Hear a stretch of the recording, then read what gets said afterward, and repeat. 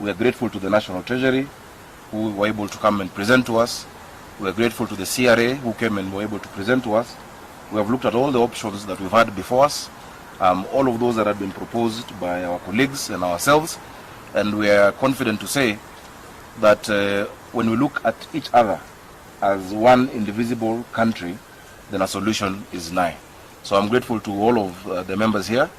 It has not been, maybe as reported, one team versus another team. We've been one team, led by Senator Wetangula and myself. And tomorrow we shall be able to issue that unified report that will give the way forward for our country. So asanteni sana. I doubt there are any questions. I think we should be able to leave it at that. Thank you very much. Thank you. How do you know it's the only one? Anyway, ask a quick one.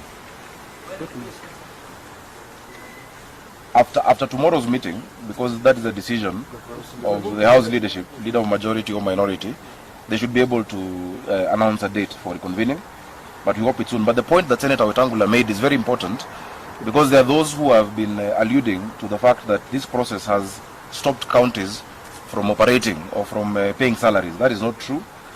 Treasury, following the Supreme Court ruling, has actually issued a circular allowing the control of budget to disburse 50% of the allocations, and this is just 1-2 months. 50% will take them 6 months. So there is no problem, and governors should not use it as an excuse not to pay salaries or to reduce their collections. Let them continue doing their work. Thank you very much. Tell the country that this most of his light at the end of the month.